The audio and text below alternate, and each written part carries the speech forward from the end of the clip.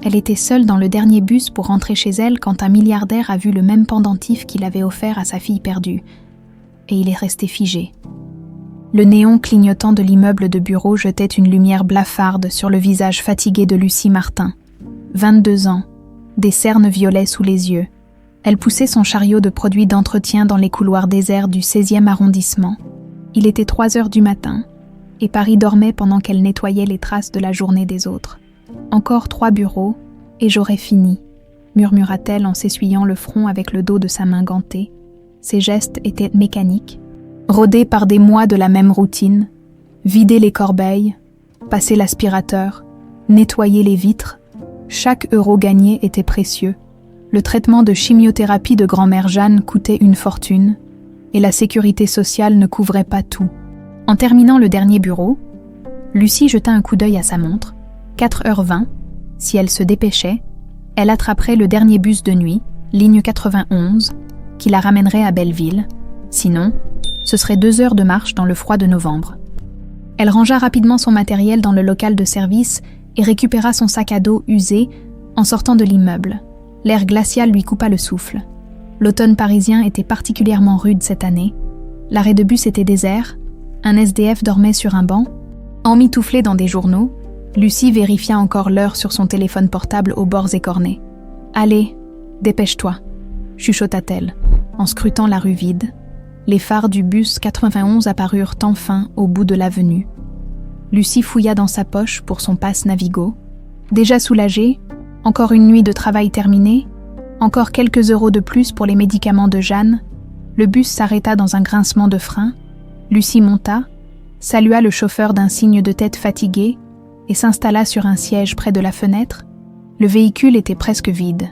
Juste elle, un homme en costume froissé qui sentait l'alcool, et un autre passager qu'elle n'avait pas vraiment regardé. Tandis que le bus s'ébranlait, Lucie sortit de sa poche son unique trésor, un petit pingente doré en forme de papillon, suspendu à une chaîne fine. C'était tout ce qu'elle possédait de son passé mystérieux.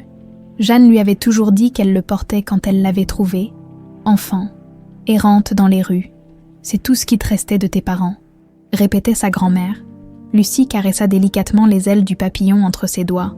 Ce geste l'apaisait toujours, après une longue nuit de travail. Dans la lumière tamisée du bus, le métal doré semblait presque vivant. « Excusez-moi, mademoiselle », la voix la fit sursauter. Elle leva les yeux et découvrit un homme d'une 50aine d'années, impeccablement habillé malgré l'heure tardive, costume sur mesure, chaussures italiennes, montre qui devait coûter plus que son salaire annuel. Que faisait-il dans le dernier bus de nuit ? « Oui », répondit-elle, méfiante. L'homme la regardait avec une intensité troublante, ses yeux gris fixés sur le pingente qu'elle tenait encore. Son visage était devenu livide, comme s'il venait de voir un fantôme. « Ce bijou que vous portez, puis-je vous demander où vous l'avez eu ?» Lucie referma instinctivement sa main sur le pingente et le glissa sous son pull. « Ça ne vous regarde pas », répliqua-t-elle sèchement. L'homme sembla réaliser l'inconvenance de sa question. « Pardonnez-moi, je ne voulais pas vous déranger, c'est juste que… » Il s'interrompit, passant une main tremblante dans ses cheveux poivre et sel. « Il ressemble énormément à un bijou que j'ai fait faire il y a très longtemps. »« Eh bien, ce n'est pas le même, » répondit Lucie en se détournant vers la fenêtre. Mais elle sentait le regard de l'homme peser sur elle, dans le reflet de la vitre. Elle voyait qu'il continuait à l'observer, comme s'il essayait de résoudre une énigme. Cela la mettait mal à l'aise. Le bus s'arrêta au métro République. L'homme se leva, hésita un instant, puis se dirigea vers la sortie. Avant de descendre, il se retourna vers Lucie. « Je m'appelle Étienne Moreau. Si jamais vous vouliez en savoir plus sur ce pingente, voici ma carte. » Il déposa discrètement un Bristol sur le siège à côté d'elle et descendit. Lucie regarda la carte. Étienne Moreau, PDG, groupe Moreau Hôtellerie, une adresse dans le 8e arrondissement. Le genre d'endroit où elle ne mettrait jamais les pieds. Encore un bourge qui s'ennuie, marmonna-t-elle en fourrant la carte dans sa poche. Pourtant, quelque chose dans le regard de cet homme l'avait troublée, cette façon qu'il avait eue de fixer le pingente, comme si sa vie en dépendait. Et cette pâleur soudaine, cette voix brisée quand il avait mentionné avoir fait faire un bijou similaire. Le bus traversait maintenant Belleville. Lucie descendit à son arrêt habituel et remonta la rue de la Mare d'un pas pressé.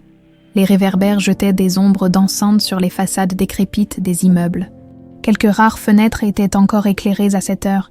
Elle poussa la porte de son immeuble et gravit les 5 étages jusqu'à son studio. En ouvrant la porte, elle entendit la toux rauque de Jeanne dans la chambre voisine. Sa grand-mère ne dormait jamais vraiment bien depuis le début de la chimio. « Grand-mère, ça va ?» chuchota-t-elle en entr'ouvrant la porte. « Ma chérie, tu es rentrée. Comment s'est passée ta nuit ?» Jeanne Dubois avait 70 ans, mais la maladie la faisait paraître plus âgée. Ses cheveux gris clairsemés, son visage creusé par la fatigue et les traitements. Mais ses yeux noisettes gardaient toute leur vivacité et leur tendresse. « Comme d'habitude, tu devrais dormir, grand-mère. Je n'y arrive pas. Cette douleur dans le ventre. » Jeanne grimaça en se redressant dans son lit. « Mais ne t'inquiète pas pour moi. Toi, tu travailles trop. Une fille de ton âge devrait sortir, s'amuser, rencontrer quelqu'un. » Lucie s'assit au bord du lit et prit la main décharnée de sa grand-mère. « On en a déjà parlé. Je n'ai pas le temps pour ça. Et puis, qui voudrait d'une fille comme moi ? Ne dis pas de bêtises. Tu es belle, intelligente, courageuse. N'importe quel garçon serait chanceux de t'avoir. » Lucie sourit tristement. Jeanne avait toujours été là pour elle, depuis qu'elle était toute petite. Sa seule famille, son seul repère dans ce monde difficile. L'idée de la perdre lui était insupportable. « Au fait, » dit Lucie en sortant le pingente de sous son pull. « Quelqu'un dans le bus m'a demandé d'où venait ça. Un type bizarre, richissime. Il prétendait avoir fait faire un bijou identique. » Le visage de Jeanne se figea. Pendant une fraction de seconde, Lucie crut voir passer une ombre de panique dans ses yeux, mais sa grand-mère se ressaisit rapidement. « Vraiment, quelle coïncidence étrange. Tu es sûre que tu ne sais rien de plus sur ce pingente, d'où il vient vraiment ?» Jeanne détourna le regard. « Je te l'ai déjà dit 100 fois, ma chérie. Tu le portais quand je t'ai trouvée. C'est tout ce que je sais. » Mais Lucie perçut une hésitation dans sa voix. Jeanne lui cachait quelque chose. Elle en était certaine. Étienne Moreau n'avait pas fermé l'œil de la nuit. Assis dans son bureau du 16e arrondissement, il fixait la photo encadrée posée sur sa table de travail. Une petite fille de 3 ans, aux boucles brunes, souriant dans les bras d'une femme élégante aux yeux clairs. Isabelle et Élise, sa fille et sa femme, disparues de sa vie un matin de septembre, il y a 19 ans, le pingente. Ce maudit pingente en forme de papillon qu'il avait fait fabriquer spécialement pour le 3e anniversaire d'Isabelle, unique.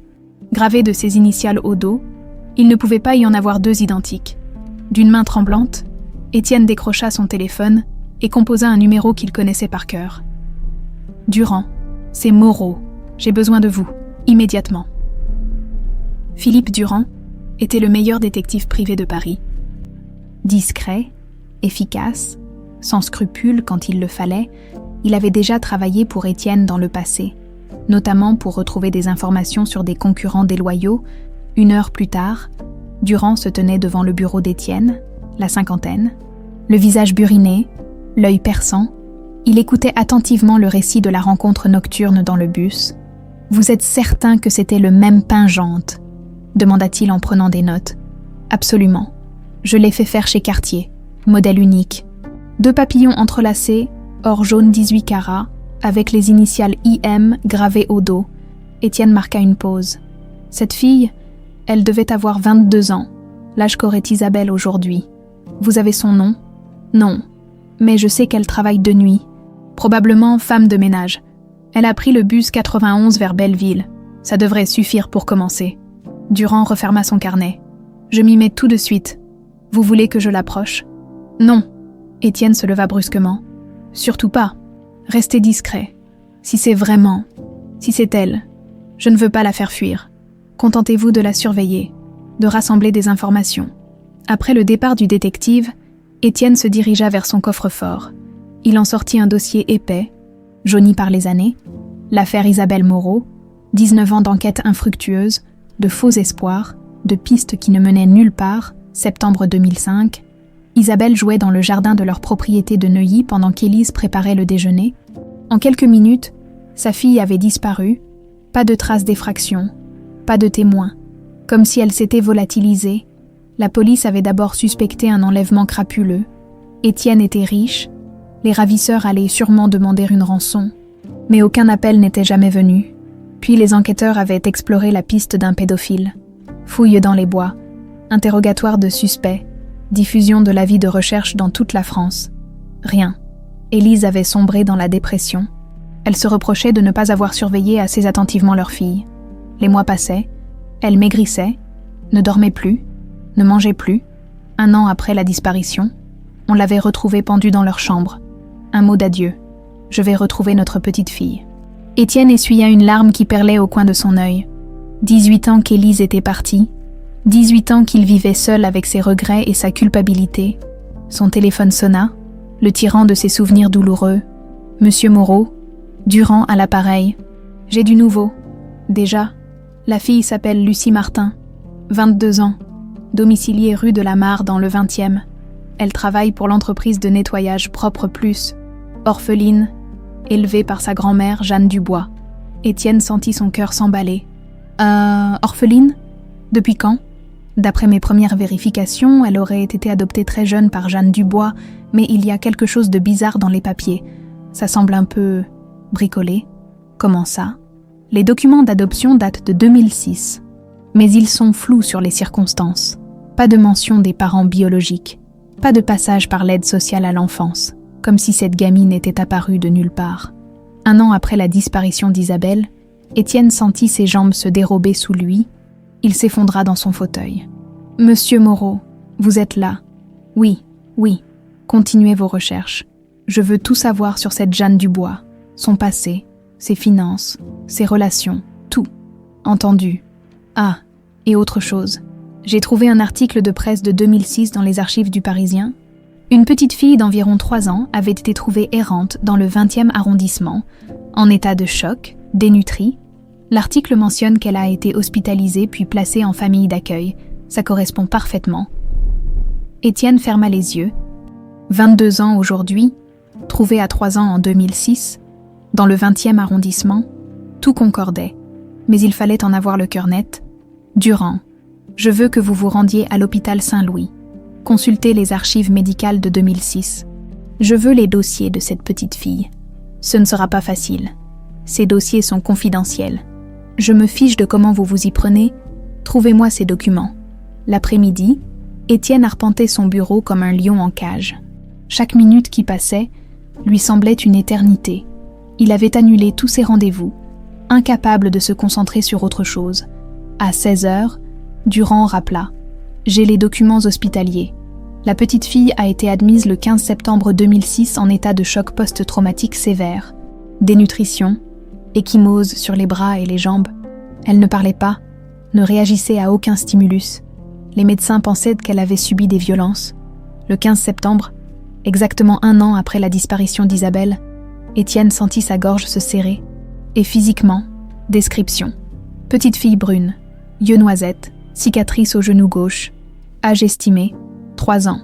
La cicatrice au genou gauche, Isabelle était tombée de son vélo quelques semaines avant sa disparition. Une petite cicatrice en forme de croissant qui l'avait beaucoup inquiétée. « Papa, ça partira jamais ?» lui demandait-elle en montrant son genou. Étienne dut s'asseoir, ce ne pouvait plus être une coïncidence. Continuez, Durand, que s'est-il passé ensuite ? La gamine a été placée temporairement à l'aide sociale à l'enfance, mais très rapidement, une certaine Jeanne Dubois s'est présentée, prétendant être sa grand-mère. Elle avait des papiers d'identité pour l'enfant, Lucie Martin, née le 12 avril 2003. L'administration a validé l'adoption sans trop creuser, à l'époque. Ils étaient à déborder. Ces papiers d'identité, ils étaient authentiques. C'est là que ça devient intéressant. J'ai un contact à la préfecture. D'après lui, l'acte de naissance de Lucie Martin a bien été enregistré en 2003, mais rétroactivement, il a été créé en 2006, avec une date antidatée. Étienne sentit la colère monter en lui. Quelqu'un avait effacé l'identité de sa fille, lui avait volé 3 années précieuses de sa vie. Cette Jeanne Dubois, qui est-elle vraiment ? Veuve, pas d'enfants officiels. Elle travaillait comme couturière dans le 20e, casier judiciaire vierge, pas de connexion suspecte. Ça ressemble plutôt à une bonne samaritaine qui a recueilli une gamine abandonnée. Ou à une complice, gronda Étienne, en raccrochant. Étienne contempla de nouveau la photo d'Isabelle. Ses traits d'enfant pouvaient-ils correspondre au visage de cette jeune femme aperçue dans le bus ? Il ferma les yeux et essaya de se remémorer chaque détail. Les yeux noisettes, le nez droit, la forme du visage. Oui, c'était possible. Il ouvrit un tiroir de son bureau et en sortit un petit écrin de velours rouge. À l'intérieur, une chaîne en or identique à celle du pingente d'Isabelle. Il l'avait fait faire en même temps pour Élise. Mais sa femme n'avait jamais eu l'occasion de la porter. « Eh ma petite fille, murmura-t-il, si c'est vraiment toi, papa va te ramener à la maison. » 3 jours s'étaient écoulés depuis la rencontre dans le bus. Mais Lucie n'arrivait pas à chasser de son esprit l'image de cet homme étrange, Étienne Moreau. Elle avait même googlé son nom sur son vieux smartphone, PDG d'un empire hôtelier, fortune estimée à plusieurs centaines de millions d'euros, veuf depuis 18 ans, rien sur d'éventuels enfants. Ce matin-là, en rentrant de sa nuit de travail, elle remarqua une voiture sombre garée en face de son immeuble, la même que celle qu'elle avait aperçue la veille, et l'avant-veille aussi, maintenant qu'elle y réfléchissait. « Grand-mère, tu as remarqué cette voiture noire ?» demanda-t-elle en entrant dans l'appartement. Jeanne était assise à la petite table de la cuisine, une tasse de thé refroidissant entre ses mains tremblantes. Elle sursauta à la question de Lucie. « Quelle voiture ?»« En bas de l'immeuble, ça fait 3 jours qu'elle est là, tu crois qu'on nous surveille ?» Le visage de Jeanne pâlit considérablement. Elle se leva péniblement et se dirigea vers la fenêtre, écartant discrètement le rideau. En bas, un homme en costume lisait un journal, adossé contre la voiture. « Ce n'est rien, ma chérie, probablement un commercial qui attend un rendez-vous. » Mais Lucie perçut l'inquiétude dans la voix de sa grand-mère. Cette même inquiétude qu'elle avait remarquée l'autre soir, quand elle avait mentionné le pingente, l'après-midi, Lucie fut réveillée par des coups insistants à la porte. Elle enfila un peignoir et alla ouvrir, s'attendant à voir le facteur ou un voisin. Au lieu de cela, elle se retrouva face à Étienne Moreau. Il portait un costume gris anthracite impeccable, mais son visage trahissait une fatigue profonde. Ses yeux étaient injectés de sang, comme s'il n'avait pas dormi depuis des jours. « Qu'est-ce que vous faites ici ?» demanda Lucie, resserrant son peignoir autour d'elle. « Il faut qu'on parle, s'il vous plaît. Accordez-moi 5 minutes. Je n'ai rien à vous dire. Partez, ou j'appelle la police. » Lucie, c'est bien votre nom, n'est-ce pas ? Lucie Martin. Elle sentit un frisson lui parcourir l'échine. Comment connaissait-il son nom ? Qui êtes-vous vraiment ? Et qu'est-ce que vous me voulez ? Étienne jeta un coup d'œil dans le couloir, comme s'il craignait d'être épié. « Pas ici, il y a un café en bas de la rue. Le Belleville. Retrouvez-moi là-bas dans 1 heure. C'est important. Plus important que vous ne pouvez l'imaginer. » Il tourna les talons et disparut dans l'escalier, laissant Lucie perplexe et inquiète. Qui était-ce ? Jeanne avait surgi de sa chambre, le visage anxieux. « L'homme du bus. Il veut me voir, grand-mère. Tu me caches quelque chose, n'est-ce pas ?» Jeanne détourna le regard. « Je ne vois pas de quoi tu parles. Ce pingente, ma vraie identité, mes parents, tu sais des choses que tu ne me dis pas. Lucie, ma chérie, laisse tomber ces histoires. Cet homme n'apportera que des ennuis. » Mais la curiosité de Lucie était plus forte que la prudence. 1 heure plus tard, elle poussait la porte du café Le Belleville. Étienne était assis au fond, devant 2 tasses de café fumantes. « Merci d'être venu, » dit-il en se levant à son approche. Lucie s'assit en face de lui, sur ses gardes. « Vous avez 5 minutes. » Étienne sortit de sa poche un petit écrin de velours rouge. « Avant de commencer, j'aimerais que vous regardiez ceci. » Il ouvrit l'écrin, révélant une chaîne en or identique à celle du pingente de Lucie. Exactement la même. « Où avez-vous eu ça ?» balbutia-t-elle. « Je l'ai fait faire en même temps que votre pingente, il y a 19 ans. » Pour ma fille, Isabelle, Lucie sentit le sol se dérober sous ses pieds. Votre fille, Isabelle Moreau, née le 12 avril 2003, enlevée le 15 septembre 2005 de notre propriété de Neuilly, elle avait 3 ans. Le 12 avril 2003, la date de naissance sur ses papiers d'identité, Lucie secoua la tête, refusant d'accepter l'évidence. « C'est impossible. Je suis Lucie Martin. Ma grand-mère m'a élevée depuis toujours. Lucie, regardez-moi vraiment. » Étienne sortit une photo de sa poche. Une petite fille brune aux yeux noisettes, souriant dans les bras d'une femme élégante. « C'est vous, c'est ma fille. » Les ressemblances étaient troublantes. Le nez, la forme des yeux, l'expression du visage. Lucie fixa la photo, cherchant des différences qui n'existaient pas. Même si c'était vrai, qu'est-ce que ça changerait ? Vous m'avez abandonné. Où étiez-vous quand j'avais faim? Quand grand-mère et moi, on n'avait pas de quoi payer le chauffage. Les larmes d'Étienne coulaient librement maintenant. Je ne vous ai jamais abandonné. On vous a enlevé. J'ai remué ciel et terre pour vous retrouver. J'ai dépensé des millions en détectives, en enquêtes. Votre mère, Élise, elle n'a pas supporté votre disparition. Elle sait... Il ne put finir sa phrase. Lucie comprit. Elle est morte. 1 an après votre enlèvement. Elle se reprochait de ne pas vous avoir protégé. Lucie se leva brusquement, renversant sa chaise. Non, vous mentez, ma mère, c'est Jeanne. Elle m'a élevée, elle m'aime. Jeanne Dubois n'est pas votre grand-mère. Vos vrais grands-parents sont morts quand vous étiez bébé, Jeanne. Je ne sais pas qui elle est vraiment, ni pourquoi elle vous a recueilli, mais elle vous a volé votre identité.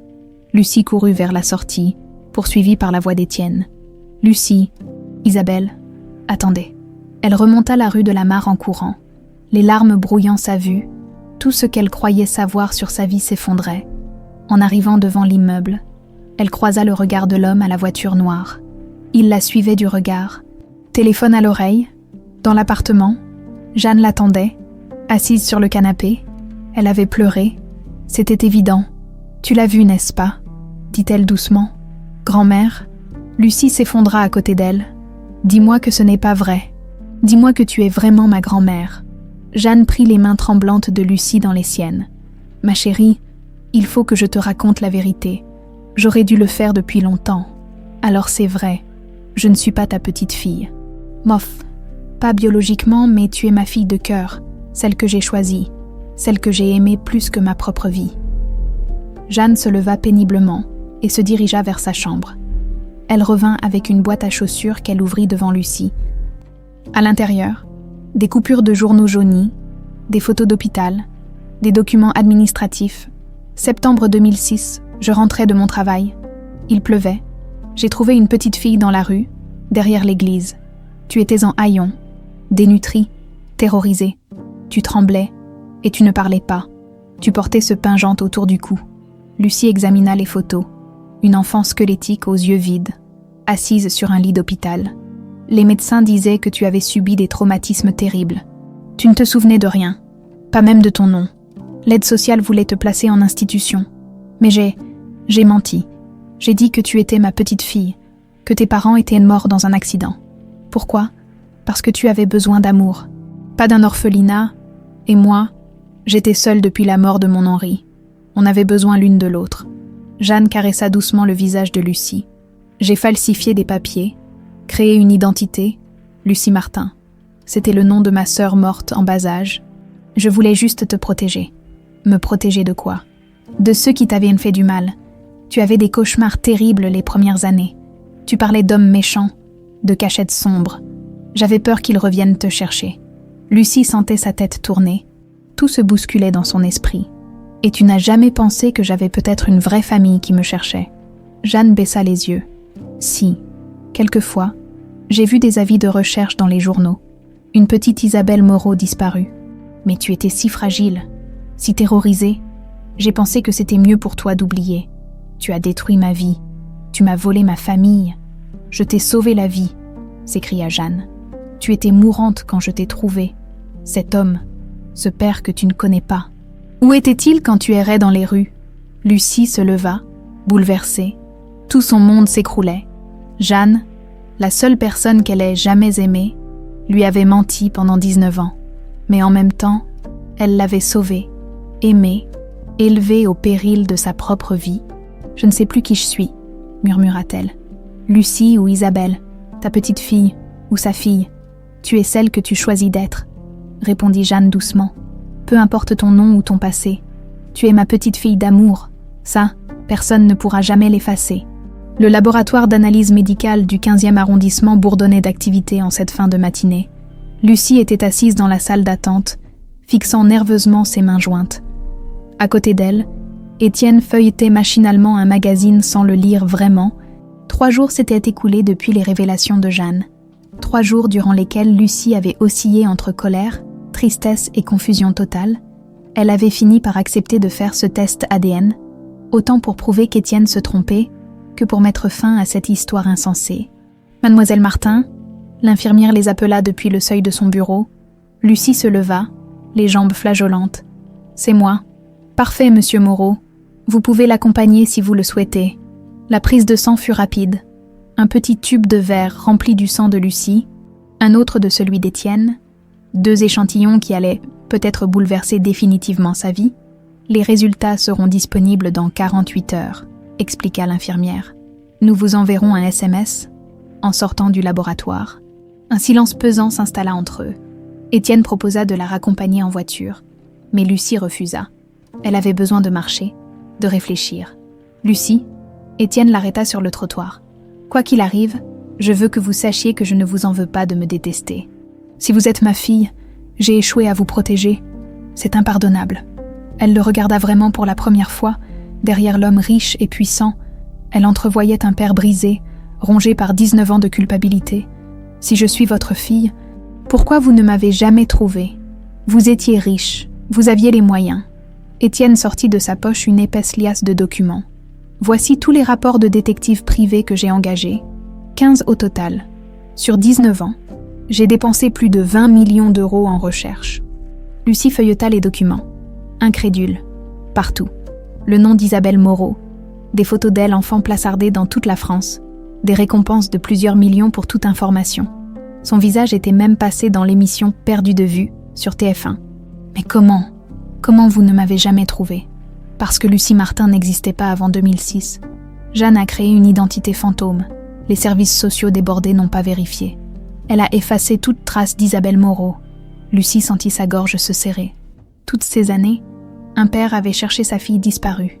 Pendant qu'elle grandissait à quelques kilomètres de là, sous une fausse identité, 2 jours plus tard, le SMS arriva. Résultat disponible. Veuillez vous présenter au laboratoire. Lucie et Étienne s'y rendirent ensemble cette fois. Dans le bureau du médecin biologiste, l'atmosphère était tendue. « Monsieur Moreau, mademoiselle Martin, j'ai vos résultats. » Le médecin ouvrit le dossier. « Le test de paternité est positif à 98,97%. Vous êtes bien père et fille. » Le silence qui suivit sembla durer une éternité. Lucie fixait le document, les mots dansant devant ses yeux. Paternité confirmée, noir sur blanc. Étienne éclata en sanglots. « Isabelle, ma petite fille. » Mais quand il tendit les bras vers elle, Lucie recula violemment. « Non !» cria-t-elle. « Ne me touchez pas. Vous n'êtes rien pour moi. Rien. » Elle se rua vers la sortie, poursuivie par les appels désespérés d'Étienne. Dans la rue, elle courut sans s'arrêter, les larmes ruisselant sur ses joues. Elle se retrouva dans le petit square où elle aimait venir enfant avec Jeanne. Assise sur le banc où elles avaient passé tant d'heures à nourrir les pigeons, elle laissa libre cours à sa détresse. Lucie. Elle leva la tête et découvrit un homme d'une 30aine d'années, grand, aux cheveux châtains et aux yeux bienveillants. Il portait un costume simple mais élégant. « Excusez-moi, je ne voulais pas vous déranger. Vous sembliez bouleversée. Ça va très bien, » répondit-elle sèchement en s'essuyant les yeux. L'homme s'assit à l'autre extrémité du banc, respectant sa distance. « Je m'appelle Antoine Girard. Je suis avocat. Je travaille pour une association qui aide les familles de personnes disparues. » Lucie le regarda avec méfiance. « Encore un qui me surveille. »« Pardon ? Non, pas du tout. J'habite juste là-haut. » Il désigna un immeuble de l'autre côté du square. « Je vous ai vu pleurer et j'ai perdu ma sœur quand j'étais adolescent. Disparue, jamais retrouvée. Je sais ce que c'est. La douleur des familles brisées. » Quelque chose dans sa voix, dans ses yeux, toucha Lucie. Une sincérité qu'elle n'avait pas ressentie depuis longtemps. « Votre sœur, qu'est-ce qui s'est passé ? » Enlèvement. Elle avait 16 ans. Ça fait 15 ans maintenant. Mes parents ne s'en sont jamais remis. C'est pour ça que j'ai choisi ce métier. Pour aider d'autres familles à se retrouver. Lucie essuya de nouveau ses larmes. Et si la famille qui vous retrouve n'est pas celle que vous attendiez, si tout ce que vous pensiez savoir sur votre vie était un mensonge. Antoine la regarda attentivement. « Vous avez retrouvé votre famille. Je viens d'apprendre que mon père est vivant et que la femme qui m'a élevée m'a menti pendant 19 ans sur mon identité. Mon Dieu !» Antoine se rapprocha légèrement. « Ça doit être terrible. Je ne sais plus qui je suis. Lucie ou Isabelle, la fille d'une couturière ou celle d'un millionnaire, celle qui a grandi dans l'amour ou celle qui a été abandonnée. Vous n'avez pas été abandonnée, » dit doucement Antoine. « Si votre père vous cherche, c'est qu'il vous aime Alors pourquoi j'ai grandi dans la misère? Pourquoi j'ai dû travailler la nuit pour payer les médicaments de ma grand-mère? Où était-il quand j'avais besoin de lui? Antoine réfléchit un moment. Parfois, les circonstances nous dépassent. Mais la colère que vous ressentez, elle prouve que vous attendiez quelque chose de lui. On ne peut être déçu que par quelqu'un dont on espérait quelque chose. Ces mots touchèrent Lucie en plein cœur, au fond d'elle-même. Elle avait toujours rêvé d'avoir des parents. De vrais parents qui l'aimeraient, la protégeraient, lui offriraient un avenir meilleur. Ma grand-mère, enfin Jeanne, elle va mourir. Cancer en phase terminale. Et maintenant j'apprends qu'elle m'a menti sur tout. Je ne sais plus si je dois la détester ou la remercier. Peut-être les deux, suggéra Antoine. L'amour et le mensonge peuvent coexister. Elle vous a peut-être menti, mais elle vous a aussi sauvé, non? Lucie hocha la tête. Elle dit qu'elle m'a trouvée mourante dans la rue, que sans elle je serais morte. Alors elle vous a donné la vie, 2 fois, à la naissance, et quand elle vous a recueilli. Ils restèrent un moment silencieux, regardant les pigeons picorer les miettes autour du banc. « Comment vous faites ?» demanda finalement Lucie, « pour continuer à espérer retrouver votre sœur après 15 ans, parce que l'espoir, c'est tout ce qui me reste d'elle. Le jour où j'arrêterai de la chercher, elle mourra vraiment. » Antoine lui tendit sa carte. « Si vous avez besoin de parler, ou si je peux vous aider juridiquement avec cette situation complexe, n'hésitez pas. » Lucie prit la carte. « Merci. Ça fait du bien de parler à quelqu'un qui comprend. » En rentrant chez elle, Lucie trouva Jeanne effondrée sur le canapé, un mouchoir ensanglanté à la main. « Grand-mère, qu'est-ce qui se passe ? » « Ce n'est rien. Ma chérie, juste un peu de fatigue. » Mais Lucie voyait bien que l'état de Jeanne se dégradait rapidement. La chimio ne fonctionnait plus. « Le test, » murmura Jeanne. « C'était positif, n'est-ce pas ?» Lucie s'agenouilla devant elle. « Oui, je suis Isabelle Moreau. » Jeanne ferma les yeux, des larmes coulant sur ses joues creusées. « Je suis désolée, ma chérie. J'ai voulu bien faire. Je t'aimais tant. Je sais, grand-mère, je sais. Tu vas aller vivre avec lui. » Lucie prit les mains frêles de Jeanne dans les siennes. « Je ne sais pas. Je ne sais plus rien. Mais je ne t'abandonnerai jamais. Tu es ma vraie famille, toi, celle qui m'a aimée quand j'étais brisée. » Cette nuit-là, Lucie ne put fermer l'œil. Elle alternait entre la colère contre Étienne, la tristesse pour Jeanne, et une confusion totale sur son avenir. Dans l'obscurité de sa chambre, elle serrait le pingente de papillon, ce petit morceau d'or qui avait changé sa vie à jamais. Une semaine après la confirmation du test ADN, Lucie reprit le travail. Elle avait besoin de normalité, de routine, quelque chose qui l'ancre dans la réalité tangible. Mais même en passant l'aspirateur dans les bureaux silencieux, son esprit ne cessait de tourner en rond. Elle avait refusé de voir Étienne depuis les résultats. Il l'appelait tous les jours, lui envoyait des messages, des fleurs, des lettres. Tous restaient sans réponse.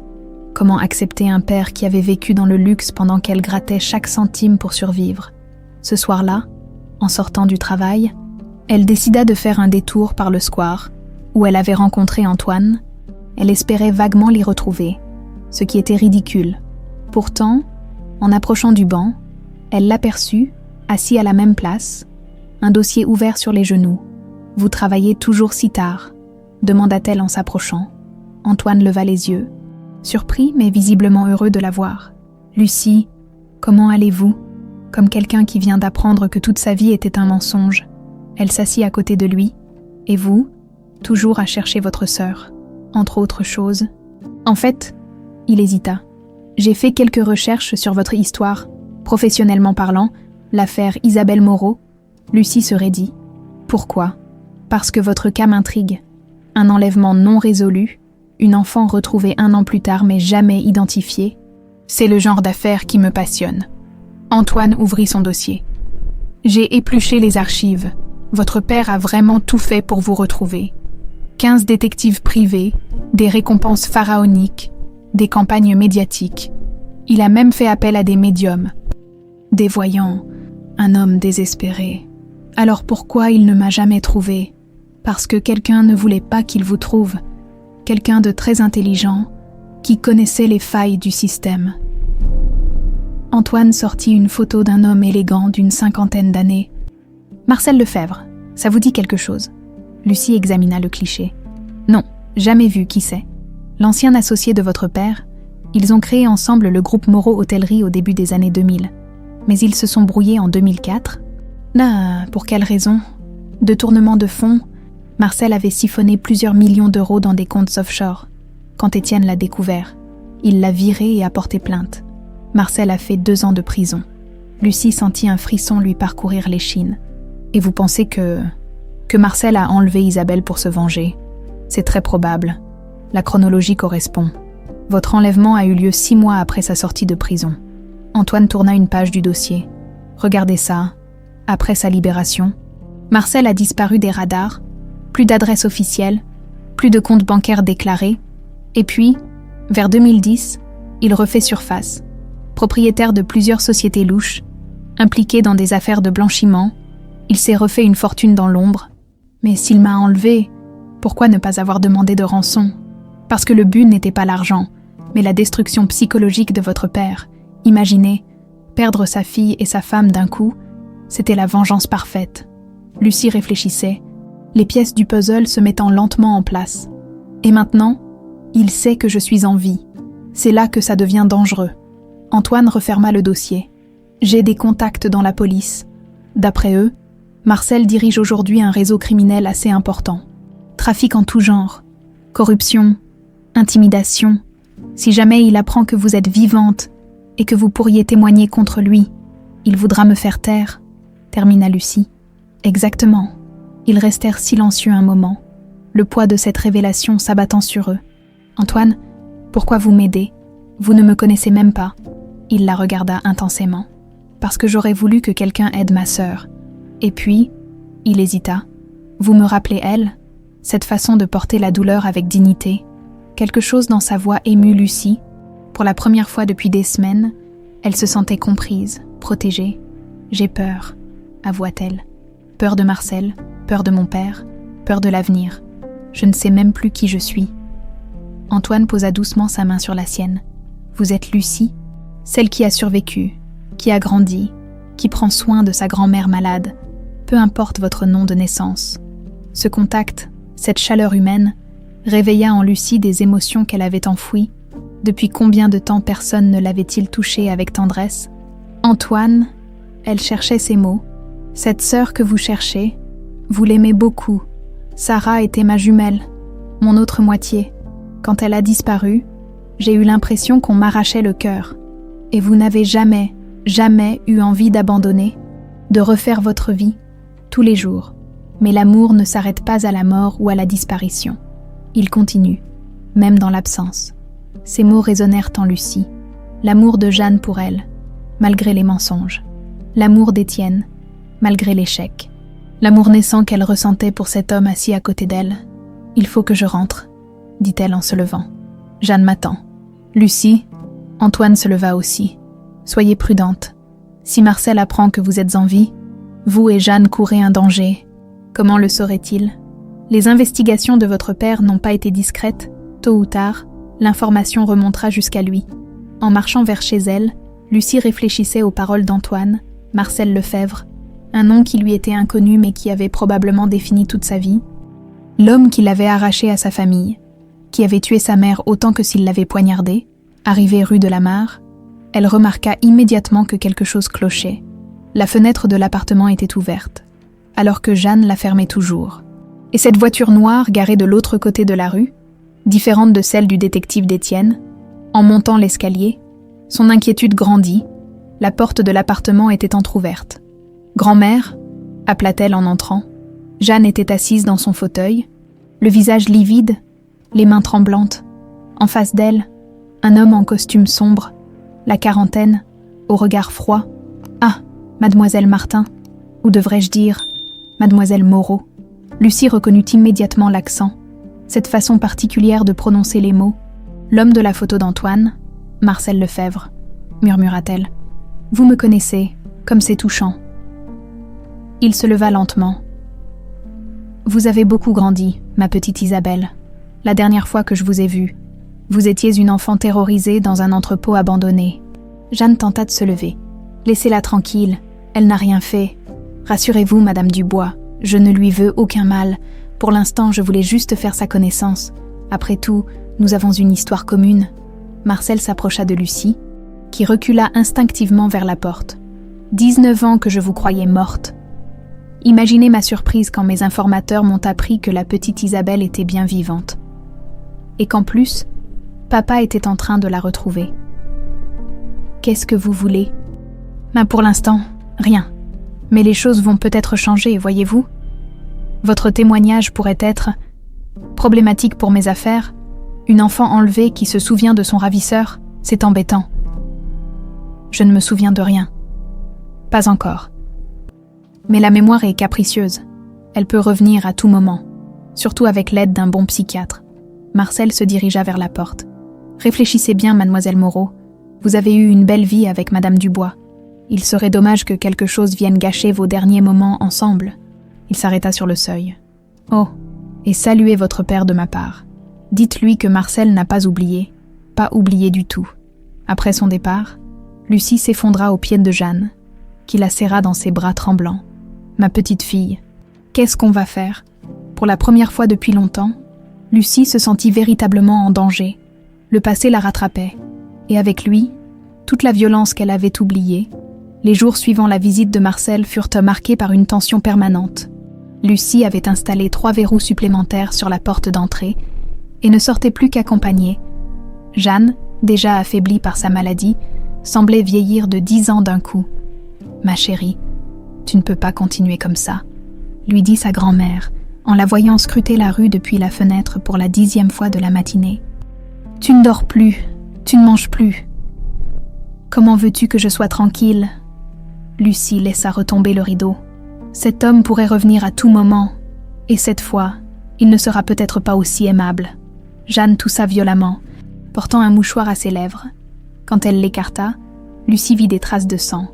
L'état de sa grand-mère se dégradait rapidement. « Il faut qu'on aille à l'hôpital », dit Lucie en s'agenouillant près d'elle. « Non, ma petite, les médecins ne peuvent plus rien faire. Je le sais, je le sens. » Le téléphone sonna, faisant sursauter Lucie, depuis la visite de Marcel. Chaque sonnerie la terrifiait. Elle regarda l'écran. Antoine. « Allô, Lucie, heureusement que je vous trouve. Il faut qu'on se voie immédiatement. J'ai du nouveau sur Marcel. » Pas au téléphone. Retrouvez-moi au café de la République dans 1 heure. En raccrochant, Lucie se tourna vers Jeanne. « Je dois sortir. Tu ne bouges pas d'ici, d'accord ? Et tu n'ouvres à personne. » Le café était bondé. Ce qui rassurait Lucie, elle repéra Antoine au fond, visiblement agité. En la voyant, il se leva immédiatement. « Lucie, asseyez-vous. J'ai des nouvelles inquiétantes. Plus inquiétantes qu'une visite de Marcel chez moi. » Antoine pâlit. « Il est venu chez vous. Quand ? Avant-hier soir, il nous a menacés, Jeanne et moi. Il sait tout. Mon Dieu !» Antoine passa une main dans ses cheveux. « C'est pire que ce que je pensais. Écoutez, j'ai parlé à mon contact à la police judiciaire. Marcel ne dirige plus seulement un petit réseau de truands. Il a monté un véritable empire criminel, trafic de drogue, blanchiment d'argent, corruption, et il a des appuis partout, y compris dans la police. » Lucie sentit son estomac se nouer. Qu'est-ce que ça veut dire ? Que si Marcel veut vous faire taire, il en a les moyens, et les hommes pour ça. Antoine sortit son téléphone et lui montra une photo. Reconnaissez-vous cet homme ? Sur l'écran, Lucie vit un homme trapu aux cheveux gris, le visage marqué par une cicatrice. Non, jamais vu. C'est Victor Kozlov, l'homme de main de Marcel, ex-militaire, spécialisé dans les disparitions discrètes. Il a été aperçu dans votre quartier hier. Le sang de Lucie se glaça. Il nous surveille. C'est probable, Lucie. Vous n'êtes plus en sécurité. Ni vous, ni Jeanne. Il faut que vous quittiez cet appartement. Pour aller où ? Je n'ai pas d'argent, pas d'amis ailleurs. Et Jeanne est trop malade pour bouger. Antoine prit ses mains dans les siennes. Et votre père ? Étienne Moreau a les moyens de vous protéger. Lucie retira vivement ses mains. Mon père, vous voulez rire ? Il m'a abandonné une fois. Pourquoi me protégerait-il maintenant ? Parce qu'il vous aime, Lucie. Arrêtez de voir les choses en noir et blanc. Cet homme vous a cherché pendant 19 ans. Il a ruiné sa santé, sa fortune, sa vie sociale, tout ça pour retrouver sa fille. S'il m'aimait vraiment, il m'aurait trouvé. Et si vous arrêtiez de le punir pour quelque chose qui n'est pas sa faute, Antoine haussa le ton, attirant les regards des tables voisines. Marcel vous a enlevé, Jeanne vous a caché, Étienne a tout fait pour vous retrouver. Dans cette histoire, il n'y a qu'une seule victime, vous et un seul coupable, Marcel. Ces mots touchèrent Lucie en plein cœur, au fond d'elle-même. Elle savait qu'Antoine avait raison. Mais accepter cela signifiait remettre en question 19 ans de rancœur. Je ne sais pas si je peux lui pardonner. Vous n'êtes pas obligé de lui pardonner tout de suite, mais acceptez son aide. Pour vous, pour Jeanne. En rentrant chez elle, Lucie trouva un bouquet de roses blanches devant sa porte, avec un petit mot. Pour Isabelle, de la part de papa qui t'aime. Étienne ne renonçait pas. À l'intérieur, Jeanne dormait dans son fauteuil. Épuisée, Lucie s'assit en face d'elle et l'observa.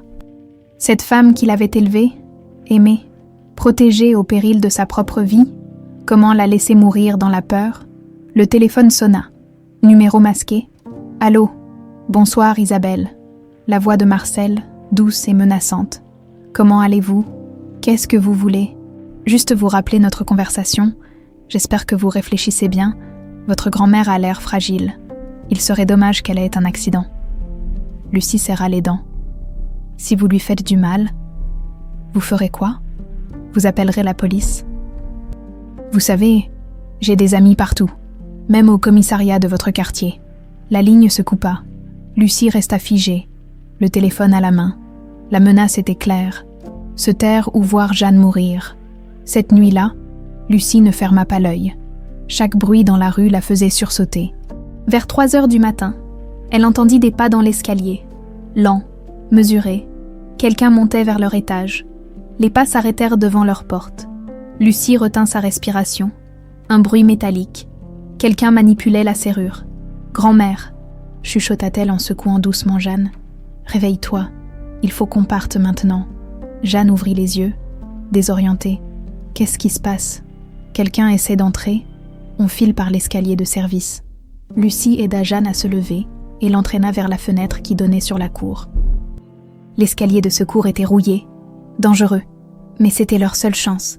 Elles descendirent lentement, Jeanne s'appuyant lourdement sur Lucie. À chaque marche, la vieille femme gémissait de douleur. Arrivées dans la cour, elles entendirent la porte de l'appartement s'ouvrir violemment au 5e étage. Des voix d'hommes, des bruits de mobilier renversé. « Vite, grand-mère !» Elles sortirent par la porte de service et se retrouvèrent dans la rue déserte. Lucie chercha un taxi du regard, mais à cette heure, Belleville était mort. Lucie, Jeanne s'effondra contre un mur. À bout de force, « Je ne peux plus. » « Si, grand-mère, on y est presque. » Lucie sortit son téléphone et composa le numéro d'Antoine. Messagerie. Puis, après une hésitation, elle appela Étienne. « Allô ?» Sa voix était ensommeillée mais alerte. « C'est Lucie. Isabelle. J'ai besoin d'aide. Ma chérie, où êtes-vous? Qu'est-ce qui se passe? Des hommes ont essayé d'entrer chez nous, Jeanne et moi. On s'est enfui, on est dans la rue. Elle va mal. Donnez-moi votre adresse. » J'arrive. Rue de la Mare, angle rue du Jourdain. Mais faites vite. J'arrive. Et Lucie, Isabelle, merci de m'avoir appelé. 15 minutes plus tard, une Mercedes noire s'arrêta devant elle. Étienne en sortit, accompagné de 2 hommes en costume. Des gardes du corps, comprit Lucie. Ma petite fille.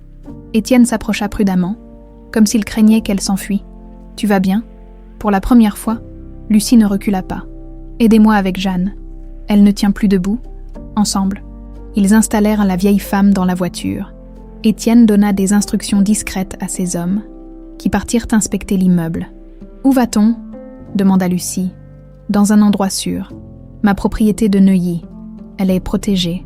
Surveillée, Marcel ne pourra pas vous y atteindre. » Lucie regarda Jeanne, inconsciente sur la banquette.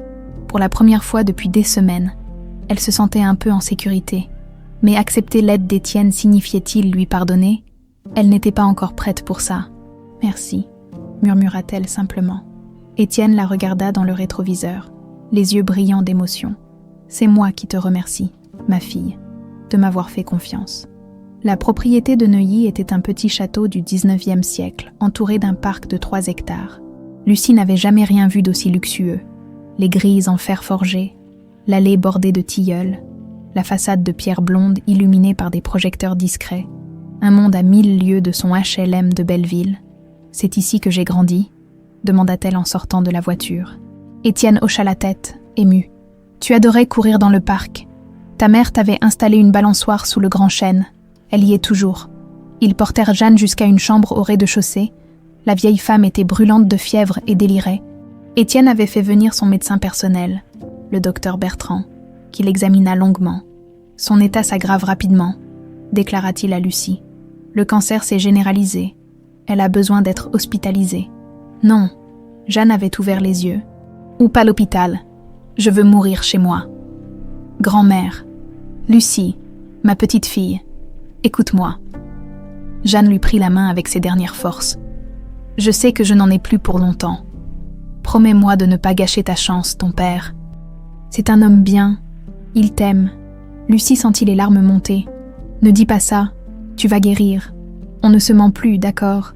J'ai fait ce que j'ai pu maintenant. C'est à toi de vivre, vraiment vivre. » Les jours suivants s'installèrent dans une routine étrange. Lucie passait ses journées au chevet de Jeanne, qui dormait de plus en plus. Étienne respectait sa distance, se contentant de veiller à leur confort et à leur sécurité. Antoine venait tous les jours. Sa présence réconfortait Lucie, lui donnait une ancre dans cette nouvelle réalité. Ils se promenaient dans le parc, parlaient de tout et de rien. Peu à peu, quelque chose naissait entre eux, un sentiment doux et fragile qui contrastait avec le chaos de sa vie. « Vous vous sentez comment, ici ?» lui demanda-t-il un après-midi. Alors qu'ils étaient assis près du bassin, « Comme une intruse. Tout est trop beau, trop parfait. Ce n'est pas mon monde. Pourtant, c'est celui dans lequel vous êtes né. Justement, j'ai l'impression d'être un imposteur. La vraie Isabelle aurait grandi ici. Dans le luxe, moi, je suis Lucie, la fille des HLM. » Antoine se tourna vers elle. « Vous savez ce que je vois quand je vous regarde. Une femme courageuse qui a survécu à l'impossible, peu importe votre nom ou votre passé. » Il prit sa main, et cette fois, elle ne la retira pas. « Lucie, je crois que je suis en train de tomber amoureux de vous. » Elle le regarda, surprise par cette déclaration. Dans ses yeux, elle lut une sincérité absolue. « Antoine, ma vie est un chaos. Je ne sais même pas qui je suis vraiment. » « Ah alors, on l'apprendra ensemble. » Ils étaient sur le point de s'embrasser quand le téléphone d'Antoine sonna.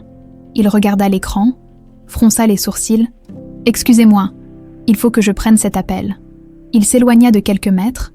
Lucie l'entendit parler à voix basse, de plus en plus agitée. Quand il revint, son visage était livide. « Qu'est-ce qui se passe ? Marcel ? Il cherche à vous localiser. Mon contact à la police dit qu'il met la pression partout. Il offre une récompense pour quiconque vous trouvera. Combien ? 100 000 €, mort ou vif. » Cette nuit-là, Lucie ne put fermer l'œil. Malgré la sécurité de la propriété, elle se sentait traquée. Marcel avait des moyens considérables et des contacts partout. Tôt ou tard, il la retrouverait. Vers 5 heures du matin, elle entendit du bruit dans la chambre de Jeanne. En y entrant, elle trouva sa grand-mère assise dans son lit, les yeux brillants de fièvre. « Ma petite fille, approche-toi. » Lucie s'agenouilla près du lit. Jeanne caressa doucement son visage. « Il faut que je te dise quelque chose. Sur cette nuit où je t'ai trouvée, grand-mère, repose-toi. Non, écoute-moi. Tu n'étais pas seule dans cette rue. Il y avait un homme avec toi, un homme qui te faisait du mal. » Lucie sentit son sang se glacer. Quel homme ? Grand, les cheveux gris, une cicatrice sur le visage. Tu pleurais. Tu disais qu'il voulait te faire du mal. Victor Kozlov, l'homme de main de Marcel. Lucie avait donc bien été témoin de quelque chose. Qu'est-ce qui s'est passé ? J'ai crié, j'ai fait du bruit. L'homme s'est enfui en te laissant. Mais avant de partir, il a dit « Si tu parles, on reviendra te chercher. » C'est pour ça que j'ai tout caché, pour te protéger. Jeanne serra la main de Lucie. « Maintenant, ils savent que tu es vivante. Ils vont venir. » Non, grand-mère, on est en sécurité ici. Personne n'est en sécurité face à ces gens-là. Promets-moi d'être prudente. Promets-moi de ne pas me venger s'il m'arrive quelque chose. Vis ta vie. C'est tout ce que je veux. Le lendemain matin, Lucie trouva Jeanne paisible dans son lit. Elle avait rendu son dernier souffle dans son sommeil. Un sourire serein sur les lèvres, Lucie s'effondra, secouée de sanglots. Étienne la trouva ainsi et la prit dans ses bras sans un mot, pour la première fois. Elle se laissa consoler par lui. Les obsèques eurent lieu 3 jours plus tard dans l'intimité. Quelques voisins de Belleville, Antoine, Étienne et ses employés, devant la tombe, Lucie déposa le pingente de papillon sur le cercueil. « Au revoir, maman », murmura-t-elle. En sortant du cimetière, Antoine la prit par le bras. « Lucie, il faut qu'on parle. J'ai de mauvaises nouvelles. » Ils s'isolèrent près de sa voiture. « Marcel sait que Jeanne est morte. Et il sait où vous êtes. Comment c'est possible? Les pompes funèbres, l'état civil, le cimetière. Il a des contacts partout.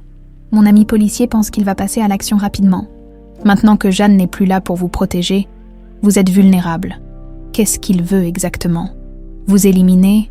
Vous êtes le seul témoin de son crime. Avec votre témoignage, on pourrait le faire condamner pour enlèvement d'enfants. Et ça, c'est sans prescription. » Lucie sentit la panique monter. Et la police? Ils ne peuvent rien faire. Officiellement, ils n'ont aucune preuve contre Marcel.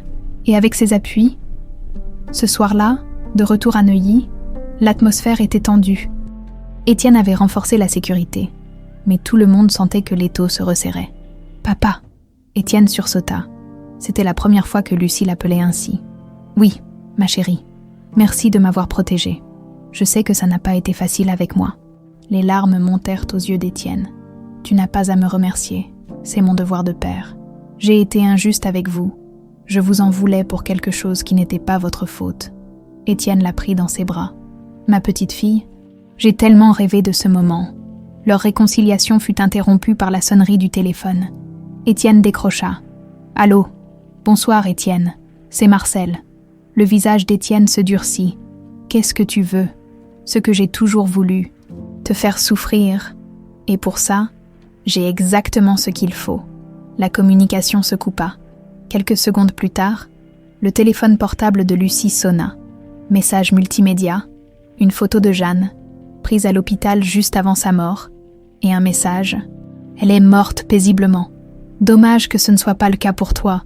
Demain, 18h, entrepôt du bois, avenue Jean Jaurès. Viens seul, ou je tue ton père. Lucie montra le message à Étienne et Antoine. Leurs visages se décomposèrent. C'est un piège, dit Antoine. Il ne vous laissera jamais repartir. Et si je n'y vais pas, il tuera papa. Lucie regarda Étienne. Je ne peux pas vous laisser mourir à cause de moi. Ma fille, hors de question que tu ailles à ce rendez-vous. Je n'ai pas le choix.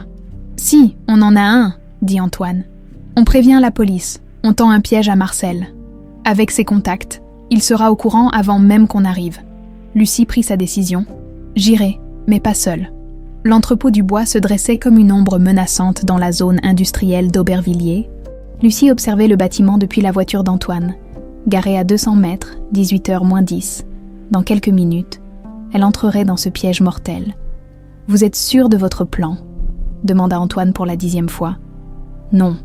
Mais on n'a pas le choix. » Lucie vérifia le petit micro dissimulé sous son pull. « Vous captez bien le signal. » Antoine tapota son écouteur. « Parfaitement, au moindre problème, on intervient. » Étienne était posté de l'autre côté de l'entrepôt avec ses gardes du corps et les 3 policiers qu'Antoine avait réussi à convaincre.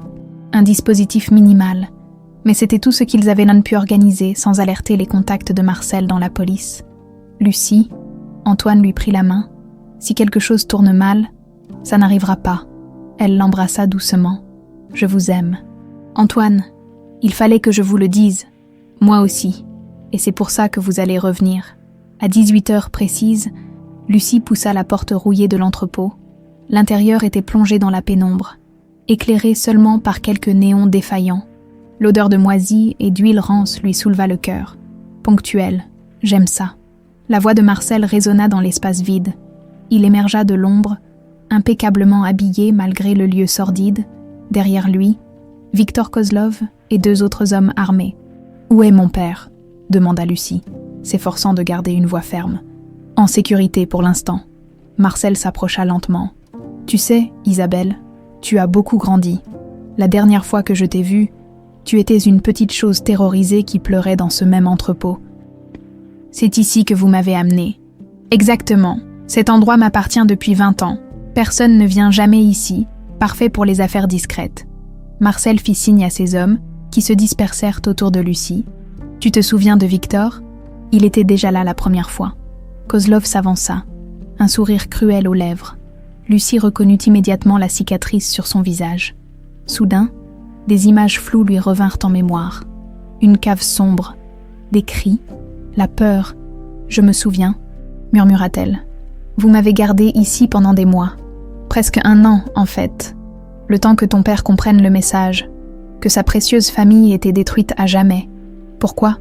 Qu'est-ce qu'il vous avait fait ? » Marcel ricana. « Ce qu'il m'avait fait, il m'a volé ma vie. On avait créé cette entreprise ensemble, à parts égales, et puis monsieur le fils de bourgeois a décidé que j'étais de trop. Il m'a accusé de détournement de fonds et m'a fait jeter en prison. Parce que vous étiez coupable. J'ai pris ce qui me revenait. Cette entreprise, c'était mon idée, mon travail. Lui, il n'avait apporté que l'argent de papa. Marcel tournait autour d'elle comme un prédateur. Alors j'ai décidé de lui prendre ce qu'il avait de plus précieux, sa femme et sa fille. Ma mère, qu'est-ce que vous lui avez fait ? Rien du tout. C'est elle qui s'est tuée. Pathétique. Vraiment. Elle n'a même pas eu le courage d'attendre. Lucie sentit la rage monter en elle. Espèce de monstre. Le monstre, c'est ton père. Il a détruit ma vie. J'ai détruit la sienne. Un échange équitable. Et maintenant, qu'est-ce que vous voulez ? Marcel s'arrêta face à elle. Maintenant, je veux finir le travail. Tu es la dernière pièce du puzzle. Tant que tu es en vie. Étienne a de l'espoir. Et moi, j'ai un témoin gênant. Il fit signe à Victor, qui sortit un pistolet. Rien de personnel, ma petite. Juste des affaires. Attendez. Lucie recula. Je peux vous donner quelque chose de plus précieux que ma mort. Ah oui, quoi donc ? Des informations sur les comptes bancaires de mon père, les codes d'accès, les mots de passe. Il me fait confiance maintenant. Marcel hésita. L'appât du gain était plus fort que la vengeance. Combien ? Plusieurs centaines de millions. Offshore, non déclaré. Dans son écouteur, Lucie entendait Antoine qui tentait de contacter Étienne. Mais le signal était faible dans l'entrepôt. « Tu mens », dit Marcel après quelques secondes. « Étienne est trop prudent pour te donner ce genre d'informations. Détrompez-vous. Un père qui retrouve sa fille après 19 ans, ça fait des bêtises. Il veut se faire pardonner. » Marcel réfléchissait, pesant le pour et le contre. C'est alors qu'un bruit métallique résonna dans l'entrepôt. Une porte qui s'ouvrait. « Police. Personne ne bouge. » Plusieurs hommes en civil surgirent des 4 coins du bâtiment, armes au poing. Mais Marcel avait anticipé. Il saisit Lucie par le bras et la plaqua contre lui, pressant son propre pistolet contre sa tempe. « Comme c'est touchant. Papa est venu sauver sa petite fille. » Étienne apparut derrière les policiers, le visage livide. « Lâche-la, Marcel. C'est entre toi et moi. Justement, tu m'as tout pris. Maintenant, c'est mon tour. » Dans la confusion, Victor tenta de s'échapper vers une sortie de secours. Une fusillade éclata. Les hommes de Marcel ripostèrent, transformant l'entrepôt en champ de bataille. Profitant du chaos, Lucie donna un coup de coude violent dans l'estomac de Marcel et se dégagea. Mais Victor, acculé, la prit pour cible. Le coup de feu retentit. Non, Jeanne, impossible. Elle était morte. Pourtant, Lucie venait d'entendre sa voix. En fait, c'était Étienne qui avait crié en se jetant devant elle. Le temps sembla suspendu. Étienne s'effondra lentement, une tache rouge s'élargissant sur sa chemise blanche. Lucie se précipita vers lui. « Papa, papa, restez avec moi. Ma petite fille. » Étienne porta une main tremblante au visage de Lucie. « Pardonne-moi. J'ai échoué à te protéger. Encore une fois. Non, vous m'avez sauvée. Vous m'avez sauvé la vie. » Les larmes coulaient sur les joues de Lucie. Pour la première fois, elle réalisait vraiment l'amour que cet homme lui portait. Un amour assez fort pour donner sa vie. « Je t'aime, ma fille », murmura Étienne avant de fermer les yeux. « Non. Ne partez pas, j'ai besoin de vous. » Antoine surgit à côté d'elle, parlant rapidement dans son téléphone. « Les secours arrivent. Tenez bon. » Autour d'eux, la fusillade se calmait. Marcel était à terre, touché à l'épaule. Victor menotté par les policiers. Mais Lucie ne voyait que son père qui se vidait de son sang dans ses bras. « Papa, écoutez-moi. » Elle prit son visage dans ses mains. « Je vous pardonne. Vous entendez ? Je vous pardonne tout. Je vous aime. » Étienne rouvrit faiblement les yeux. Un sourire imperceptible flotta sur ses lèvres. « Ma petite, Isabelle, Les sirènes des ambulances résonnaient maintenant. Les secours envahissaient l'entrepôt. On arracha Lucie des bras de son père pour le prendre en charge. « Il va s'en sortir », demanda-t-elle au médecin. « On fait tout ce qu'on peut. La balle a traversé le poumon, mais elle a évité le cœur. C'est encourageant. » Pendant qu'on emmenait Étienne sur un brancard, Antoine prit Lucie dans ses bras. Elle tremblait de tous ses membres, en état de choc. « C'est fini », murmura-t-il. « Marcel est arrêté. Victor aussi. Ils ne pourront plus vous faire de mal. Et papa, il est fort, il va s'en sortir. Il a trop attendu ses retrouvailles pour partir maintenant. » Dans l'ambulance qui filait vers l'hôpital, Lucie tenait la main inerte d'Étienne. Elle regardait ce visage qu'elle découvrait vraiment pour la première fois. Les rides creusées par 19 ans de chagrin, les cheveux blanchis par l'inquiétude, les traits marqués par l'amour impossible. « Tenez bon », chuchota-t-elle. « On a encore tellement de choses à se dire, tellement de temps à rattraper. » L'odeur d'antiseptique et les bips réguliers des machines avaient bercé Lucie pendant 3 jours, assise dans le fauteuil en sky de la chambre de réanimation. Elle n'avait pratiquement pas quitté le chevet de son père. Étienne dormait, relié à une multitude de tubes et de perfusions, sa respiration soutenue par un respirateur artificiel. Mademoiselle Moreau, Lucie sursauta. Le docteur Lemaire, le chirurgien thoracique, se tenait dans l'embrasure de la porte. C'était la première fois qu'on l'appelait par ce nom. Mademoiselle Moreau. Cela sonnait étrange à ses oreilles. « Comment va-t-il, docteur ?»« Mieux, beaucoup mieux. » Le médecin s'approcha du lit et consulta les moniteurs. La balle a été extraite avec succès. Le poumon se regonfle correctement et il n'y a pas d'infection. Votre père est un battant. Lucie sentit ses épaules se détendre pour la première fois depuis l'attentat. Il va se réveiller quand ? D'ici quelques heures, je pense. Nous allons pouvoir diminuer la sédation. Le docteur la regarda avec bienveillance. Vous devriez rentrer chez vous, prendre une douche, dormir un peu. Il aura besoin de vous en forme quand il ouvrira les yeux. Antoine, qui n'avait cessé de faire des allers-retours entre l'hôpital et le commissariat pour les dépositions, l'attendait dans le couloir. Son visage s'illumina en voyant l'expression soulagée de Lucie. Bonne nouvelle. Il va s'en sortir. Lucie se blottit dans ses bras. Antoine, j'ai eu si peur de le perdre, maintenant que je l'ai retrouvé. Je sais, mais c'est fini maintenant. Marcel et sa bande sont sous les verrous. Ils ne pourront plus vous faire de mal. Et l'enquête. Marcel a avoué l'enlèvement, avec le témoignage de Jeanne que vous avez rapporté et les preuves trouvées dans l'entrepôt. Il risque la perpétuité. Victor également. Ils marchèrent lentement dans les couloirs de l'hôpital. Antoine, je réalise que je n'ai jamais vraiment pleuré Jeanne. Avec tout ce qui s'est passé, elle comprendrait. Jeanne n'aurait voulu qu'une chose, vous voir heureuse et en sécurité. J'aimerais lui parler une dernière fois, lui dire que je ne lui en veux pas, qu'au contraire, je la remercie pour tout.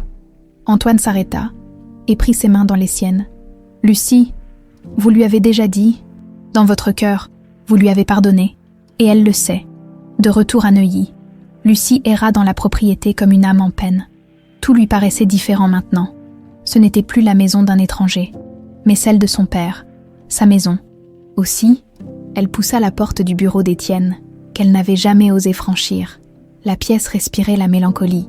Photos d'Isabelle enfant partout, dessins d'école encadrés, jouets conservés précieusement, 19 ans d'amour paternel figé dans le temps. Sur le bureau trônait un épais album photo. Lucie l'ouvrit avec précaution. Sa naissance, ses premiers pas, ses premiers mots, toute une enfance qu'elle avait oubliée mais qui avait été précieusement conservée par un père aimant. Une photo la fit particulièrement frémir. Elle avait 2 ans et était dans les bras d'une femme blonde aux yeux doux, Élise, sa mère, celle qu'elle n'avait jamais pu vraiment connaître. « Maman », murmura-t-elle en touchant le verre, « j'aurais tellement aimé vous connaître. » Le téléphone de la maison sonna. Lucie décrocha distraitement. « Allô ? Mademoiselle Moreau, ici l'hôpital Saint-Louis. Votre père vient de se réveiller ? Il vous demande ?» Lucie courut jusqu'à l'hôpital, le cœur battant. Dans la chambre, Étienne était assis dans son lit, encore pâle, mais les yeux bien ouverts. En la voyant, son visage s'illumina. « Ma petite fille, papa ?» Lucie se précipita vers lui et l'enlaça délicatement, prenant garde au bandage. « J'ai eu si peur de vous perdre. Il en faudrait plus pour me séparer de toi maintenant. » Étienne caressa doucement ses cheveux. « Lucie, Isabelle, comment veux-tu que je t'appelle ?» Elle réfléchit un instant. « Les deux, je suis née Isabelle, mais j'ai grandi Lucie. Ces deux femmes font partie de moi. Alors tu es ma fille, Isabelle Lucie. » Étienne sourit à travers ses larmes. « Tu sais, pendant que j'étais dans le coma, j'ai rêvé de ta mère. Elle m'a dit qu'elle était fière de toi, de la femme que tu es devenue. Papa, pardonnez-moi. J'ai été si dure avec vous, si injuste. Non, ma chérie, tu avais toutes les raisons d'être en colère. J'ai échoué à te protéger. Vous ne pouviez pas savoir que Marcel vous trahirait. Et puis, Lucie prit sa main. Jeanne m'a avoué quelque chose avant de mourir. Elle avait vu vos avis de recherche, vos récompenses. Elle savait que vous me cherchiez, mais elle avait peur que Marcel me retrouve. Étienne ferma les yeux, ému. Cette femme t'a sauvé la vie 2 fois, en te recueillant et en te cachant. Je commence à comprendre. Jeanne n'était pas parfaite, mais elle m'aimait, comme vous m'aimez, différemment, mais sincèrement. Et maintenant, qu'est-ce que tu veux faire de ta vie ? Lucie avait beaucoup réfléchi à cette question pendant les nuits d'insomnie à l'hôpital. J'aimerais vous connaître vraiment, apprendre qui vous êtes, qui était maman, découvrir cette famille que j'ai perdue. Et Antoine. Le visage de Lucie s'adoucit. Antoine, je crois que je l'aime. Vraiment. Il m'a comprise, aidée, soutenue quand j'en avais besoin. Alors invite-le ce soir. Je veux faire sa connaissance, officiellement cette fois. Le dîner à Neuilly fut étrange et merveilleux à la fois. Étienne, encore fragile mais déterminé à rattraper le temps perdu, raconta ses souvenirs d'Isabelle enfant, Antoine, impressionné par le cadre mais à l'aise avec Étienne. Partageait ses projets pour l'association d'aide aux familles de disparus. « Tu sais, Antoine, » dit Étienne en buvant prudemment une gorgée de vin, « j'aimerais financer votre association, donner à d'autres familles la chance que j'ai eue de retrouver ma fille. Monsieur Moreau, c'est très généreux, mais rien du tout. » Étienne regarda Lucie avec tendresse. « J'ai passé 19 ans à dépenser ma fortune pour retrouver Isabelle. Maintenant, je veux l'utiliser pour aider d'autres. » Lucie sentit son cœur se gonfler d'orgueil. Cet homme qu'elle avait détesté quelques semaines plus tôt était en train de révéler sa vraie nature. Généreuse, aimante, altruiste. Après le départ d'Antoine, père et fille restèrent seuls dans le salon. Étienne avait sorti un autre album, plus récent celui-là. Qu'est-ce que c'est ? Les photos de tous les enfants que j'ai aidés à retrouver grâce aux détectives, quand je ne te trouvais pas, j'orientais mes enquêteurs vers d'autres affaires, plus de 200 familles réunies en 19 ans. Lucie feuilleta l'album, émue, tant de visages souriants, tant de retrouvailles heureuses. Vous avez fait ça pour moi, pour nous. Chaque famille réunie me donnait l'espoir qu'un jour, ce serait notre tour. Papa, j'ai quelque chose à vous dire. Lucie prit une profonde inspiration. Je veux reprendre mes études, devenir avocate, comme Antoine, aider les familles brisées. Étienne la regarda, les yeux brillants de fierté. Ta mère aurait été si fière. Elle voulait devenir magistrate avant de te porter. Vous m'aiderez. Financièrement, je veux dire. Je sais que c'est cher, et je n'ai jamais eu les moyens. Ma chérie, tout ce que j'ai t'appartient. Tu es ma seule héritière, ma seule famille. Lucie se blottit contre son père, pour la première fois depuis sa découverte de la vérité. Elle se sentait vraiment à sa place. Ni dans la pauvreté de Belleville, ni dans le luxe de Neuilly, mais simplement dans les bras de son père. Papa, oui, ma petite fille. Parlez-moi de maman, de notre vie d'avant. J'ai tellement de trous dans ma mémoire. Étienne sourit et commença à raconter.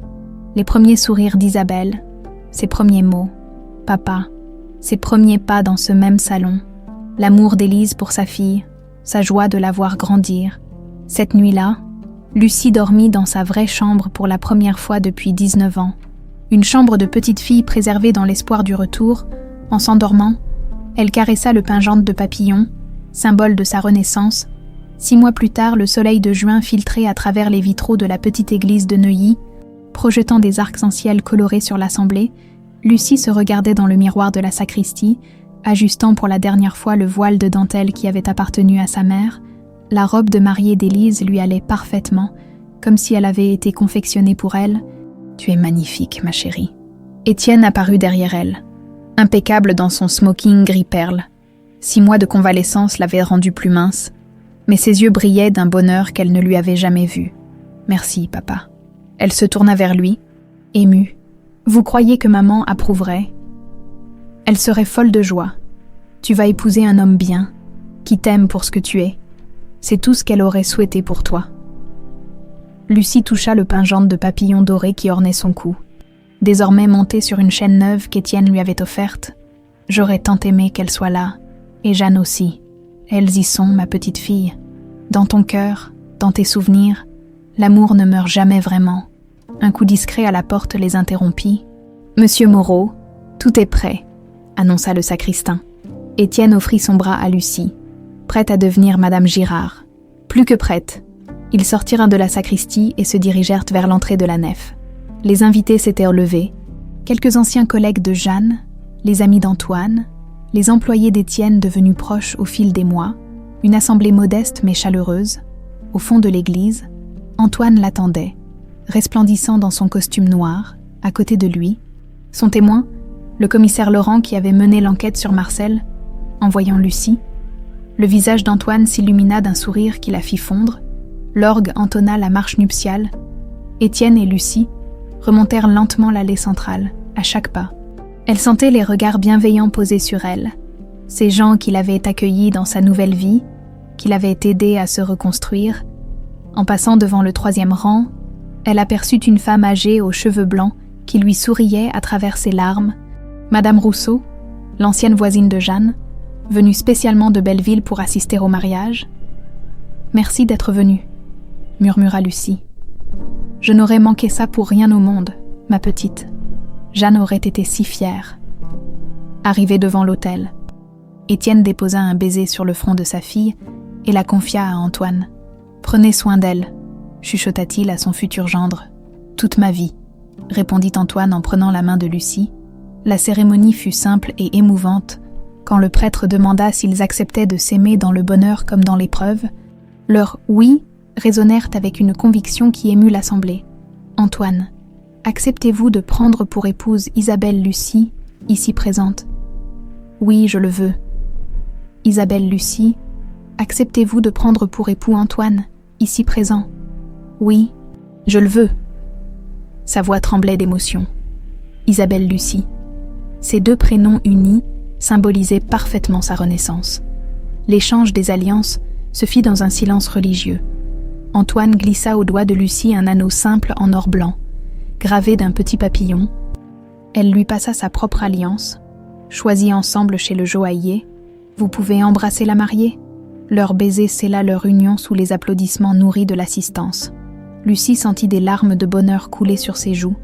Après tant d'épreuves, elle goûtait enfin au bonheur simple d'être aimée. La réception se déroula dans le parc de la propriété de Neuilly. Étienne avait fait installer une immense tente blanche décorée de roses et de pivoines blanches. Un quatuor à cordes jouait en sourdine pendant que les invités dégustèrent le champagne. « Mes chers amis, » dit Étienne en levant sa coupe, « il y a 1 an, je désespérais de jamais retrouver ma fille. Aujourd'hui, non seulement elle est là, mais elle fonde sa propre famille. La vie réserve parfois de beaux cadeaux à ceux qui n'abandonnent jamais l'espoir. » Il se tourna vers Lucie, les yeux brillants. « Ma chérie, tu as transformé ma vie. Tu m'as redonné une raison de vivre, de me lever chaque matin. Je vous souhaite à Antoine et toi tout le bonheur que vous méritez. » Les invités trinquèrent dans une ambiance joyeuse. Lucie circulait d'un groupe à l'autre, rayonnante. Elle s'arrêta devant une table où étaient exposées des photos de sa nouvelle vie, sa remise de diplôme de droit obtenu en candidat libre, l'inauguration de la Fondation Isabelle Élise, qu'elle dirigeait désormais, ses premières plaidoiries comme avocate bénévole. « Regardez ce qu'on a accompli en 6 mois, » dit-elle à Antoine, en désignant la photo de leur dernier succès. Une famille albanaise réunie après 10 ans de séparation. C'est grâce à vous. Votre histoire donne de l'espoir aux autres. Bon, c'est grâce à nous, à papa aussi. Elle regarda Étienne qui discutait avec animation avec le commissaire Laurent. Il a changé, vous savez. Avant, il ne vivait que pour ses affaires. Maintenant, il consacre tout son temps à la fondation. Vous l'avez sauvé autant qu'il vous a sauvé. La soirée se poursuivit dans la joie. Vers 22h, les mariés ouvrirent le bal sur La vie en rose. Lucie avait choisi cette chanson en pensant à Jeanne, qui la fredonnait souvent en cousant. « Madame Girard », murmura Antoine à son oreille. Vous êtes la plus belle mariée que j'ai jamais vue. Monsieur Girard, vous n'êtes pas mal non plus. » Ils dansèrent enlacés sous les guirlandes lumineuses, perdus dans leur bonheur. Autour d'eux, les invités s'étaient joints à la danse. Étienne faisait tournoyer Madame Rousseau, qui riait comme une jeune fille. Vers minuit, tandis que les invités commençaient à partir, Lucie et Antoine s'éclipsèrent discrètement vers le petit pavillon du fond du parc. Étienne l'avait fait aménager en suite nuptiale, avec une vue magnifique sur le bassin aux nénuphars. « J'ai quelque chose pour vous, » dit Antoine en sortant un petit écrin de sa poche. « Encore un cadeau. Vous me gâtez trop. Ouvrez, à l'intérieur, un pendentif en forme de papillon, jumeau de celui de Lucie mais en argent, pour que nous volions toujours ensemble, » expliqua-t-il en l'attachant autour de son cou. « Antoine !» Elle l'embrassa passionnément. « Je vous aime plus que tout au monde. Moi aussi, et j'ai hâte de commencer notre vie ensemble. Notre lune de miel à Venise, notre appartement près du palais de justice, nos futurs enfants. Nos enfants. » Antoine sourit. « Combien en voulez-vous ? 2 ou 3, des petits Girard qui grandiront dans l'amour et la sécurité. » Ils passèrent leur nuit de noces à parler de leurs projets, de leurs rêves, de leur avenir radieux. À l'aube, Lucie se leva et alla sur la terrasse du pavillon. Le parc s'éveillait doucement. Les oiseaux commençaient à chanter. Elle caressa son pingente de papillon, pensant à tous ceux qui l'avaient menée jusqu'ici. Jeanne, qui l'avait sauvée et aimée inconditionnellement. Étienne, qui n'avait jamais cessé de la chercher. Antoine, qui l'avait aidée à se reconstruire. Et même Marcel, d'une certaine façon, car sans ses crimes, elle n'aurait jamais découvert sa véritable identité. « À quoi pensez-vous, Madame Girard ?» Antoine l'enlaça par derrière. « À tout le chemin parcouru, il y a 1 an, j'étais Lucie Martin, femme de ménage sans avenir. Aujourd'hui, je suis Isabelle Lucie Girard, avocate, épouse, directrice de fondation, et fille retrouvée d'un père qui vous adore. » Oui, elle se retourna dans ses bras. « Vous savez ce que m'a dit Jeanne avant de mourir, que certaines borboletas mettent longtemps à sortir de leur cocon, mais quand elles y arrivent, elles volent plus haut et plus loin que toutes les autres. Alors volez, ma borboleta dorée, volez vers votre nouvelle vie. » Lucie sourit en regardant le soleil se lever sur sa nouvelle existence. Le pingente de papillon brillait doucement contre sa peau, symbole éternel d'une famille que l'amour véritable avait fini par réunir contre toutes les probabilités, dans quelques heures. Ils partiraient pour Venise, puis ils reviendraient construire leur bonheur, aider d'autres familles brisées, donner la vie à leur tour. La petite Isabelle enlevée était devenue Lucie Isabelle, femme accomplie et heureuse, quelque part dans le ciel. Élise et Jeanne souriaient sûrement de voir leur petite fille enfin épanouie. Le papillon doré avait enfin trouvé son envol.